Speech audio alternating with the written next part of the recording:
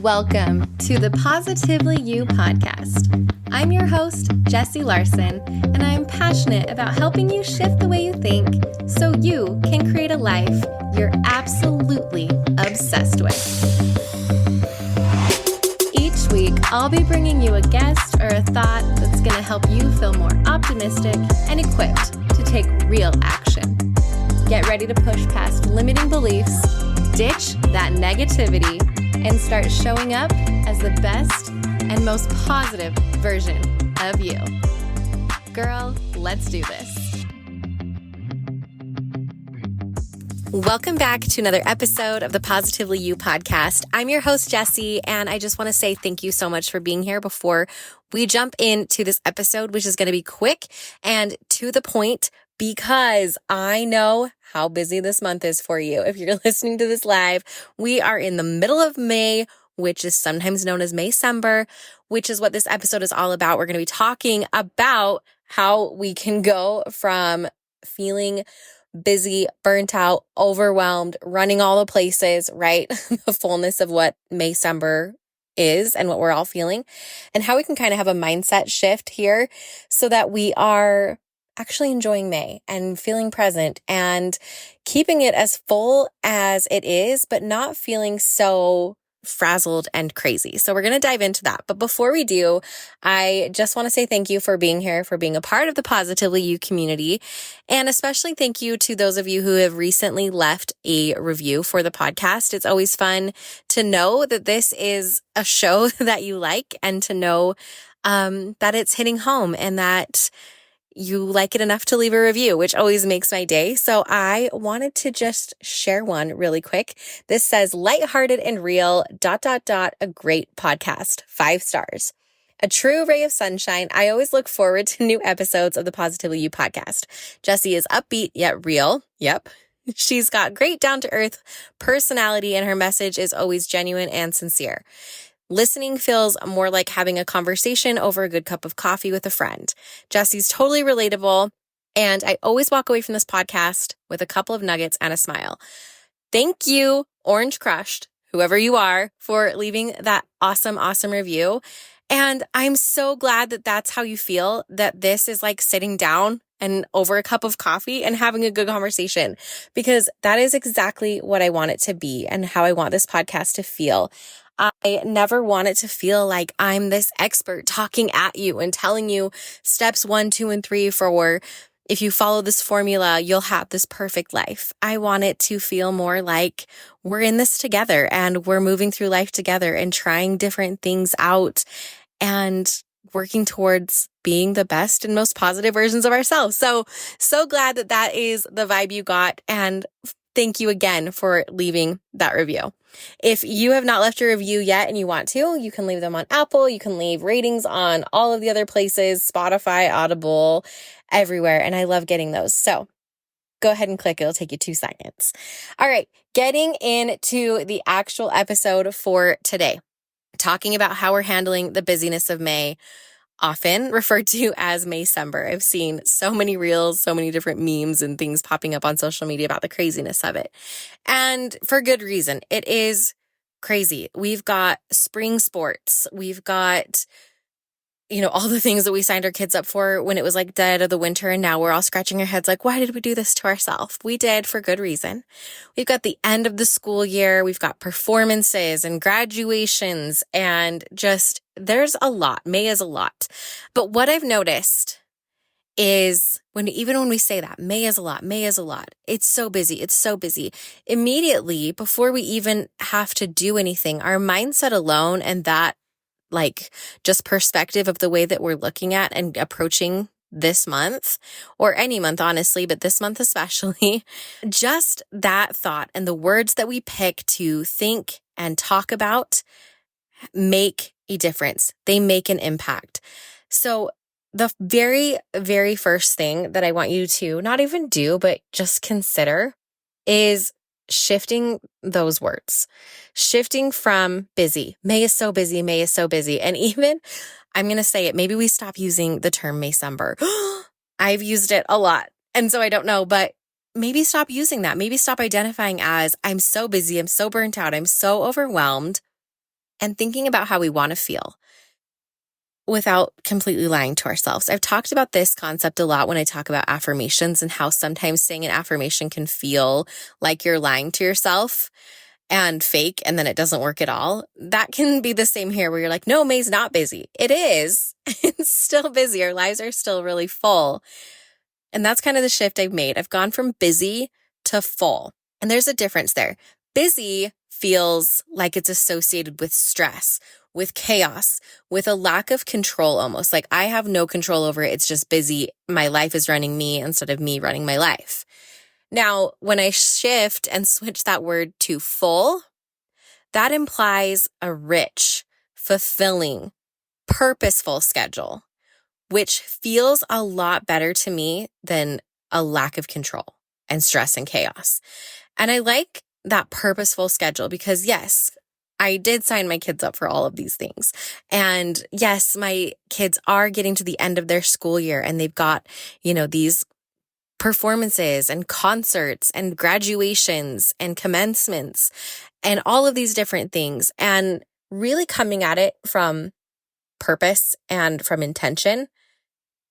It doesn't change how busy everything is and how many things are on my calendar and how many overlapping things and me trying to be in 2 or 3 different places at once is. But it calms me down a little bit to feel like I'm more in control of it than out of control. So just that shift alone of changing our language, changing our perspective can really impact our mental and our emotional well-being.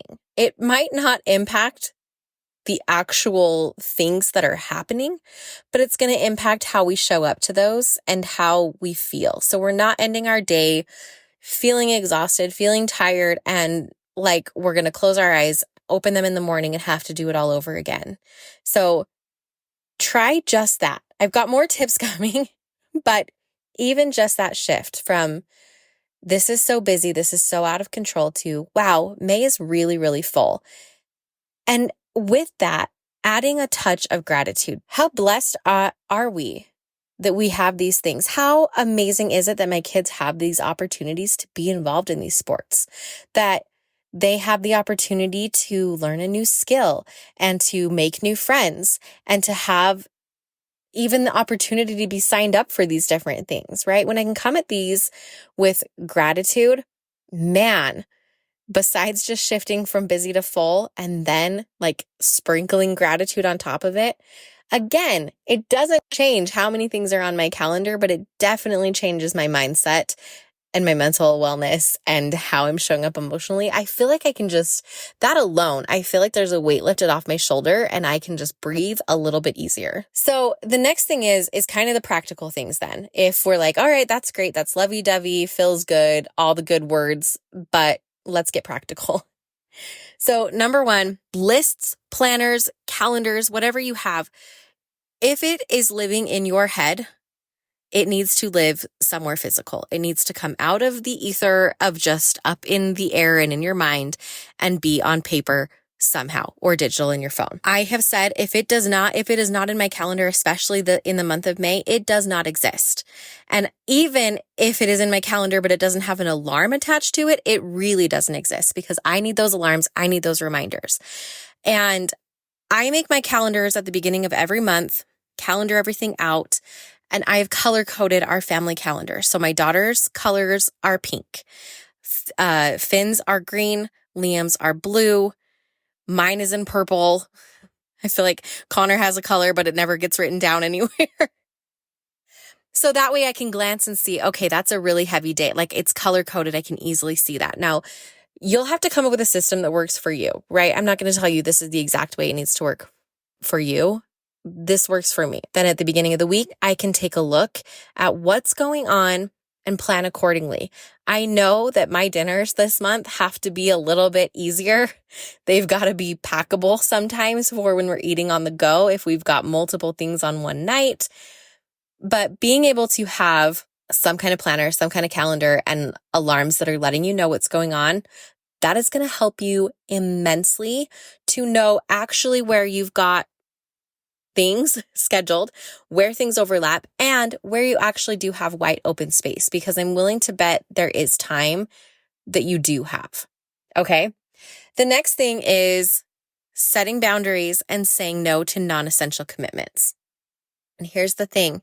You might have already said yes to too many things, and I'm here to give you permission to go back and say no if you need to.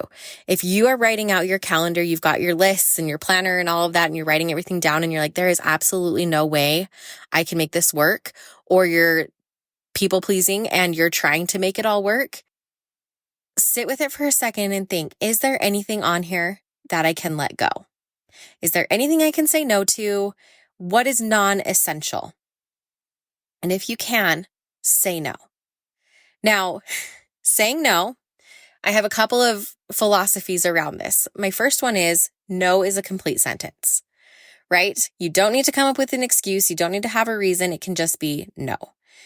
That can seem a little harsh, especially for a lot of us who are usually used to making it work and making it fit and figuring out all the ways to do all of the things. The other way to say no is to offer up something instead, right? Hey, can you chaperone at this field trip, for an example? No, but I could supply treats for field day, right? Or could you come chaperone at field day? I can't, but I could make a cash donation, right? So that way you feel like, if you feel like you just can't say no, having an alternative is a really great way to practice saying no. Okay, the next thing is going to be how to effectively manage your time and your energy. So first of all, managing your energy, get some good sleep. Don't burn the midnight oil this month. Get yourself some good sleep. That's my number one tip for the whole thing. Mindset shift, get some sleep. There you go. But using block scheduling, right? Like I said, when you're putting those things out, knowing what your blocks are. And then the other thing is delegating tasks. What can you delegate out? Who can you ask for help? Us as moms, like, how can we help each other out, right? I just got done saying, how can you say no? But also we're all in the same boat together. So how can we say yes? That might be something like, hey, how about I take everyone to soccer practice and you pick them up? So we're both not running both ways, right? Learning how to offer and support people. We need our village. Like, we always say that it takes a village to raise a child or to be a mom or whatever the saying is. It's leaving my brain right now. We have to be better at creating that village for ourselves. So delegating tasks, but also offering how you can delegate that. Like, be an example to the other moms around you. I did this just last weekend, not like tooting my own horn, just as an example. I went to soccer practice with my daughter and I was going to be sticking around, and I saw one of the dads pull up, and I just kind of thought, I'm going to run out and ask him if I can take his daughter home. They live up the street from us. I ran out and I said, hey, do you need me to give her a ride home after practice? And the look of relief on his face was, oh my gosh, yes, thank you. That would be so helpful. And I found out that him and his wife were going to be at like a track meet and like 10 other different things that they had for all of their kids. And figuring out rides to and from for his daughter from soccer practice was kind of like this thorn in their side. So look for opportunities to help others, and that will come back to you. Okay, the next thing for managing your full life, not your busy life, your full life, is self-care. I did just touch on making sure that you're getting your sleep, making sure that you are keeping up with your routines. It's so easy to let this slip, and I myself am guilty of it. Something is better than nothing. If you are thinking about skipping your workout, just shorten it. Don't skip it completely. I completely did that today. I was like, I don't have an hour and a half, but I do have 40 minutes.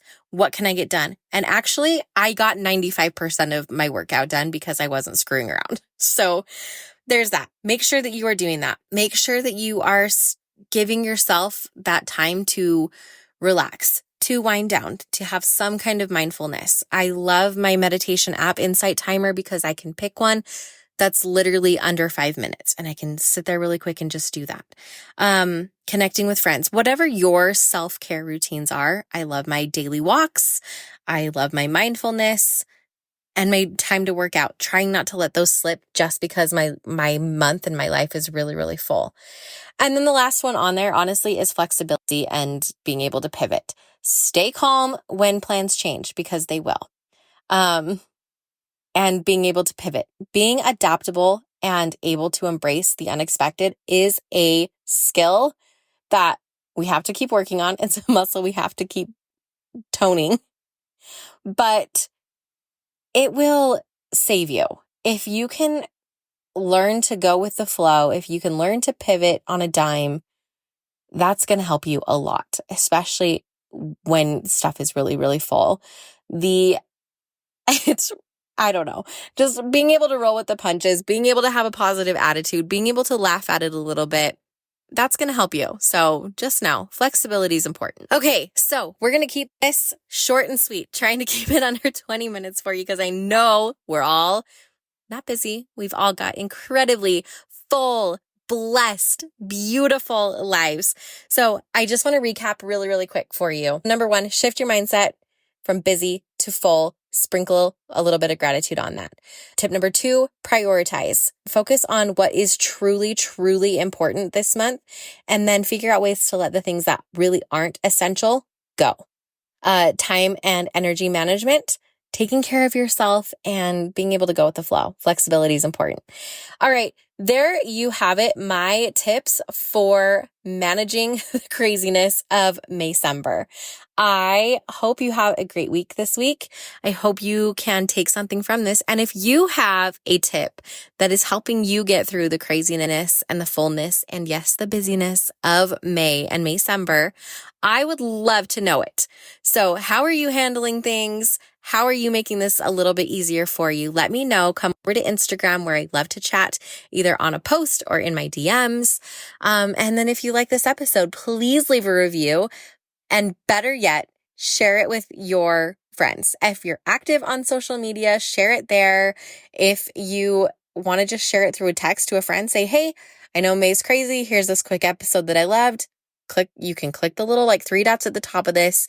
It'll say copy link. You can send it to a friend. I would love you forever because growing this community is one of my big goals and I need your help in order to do it. So happy May, happy Maycember.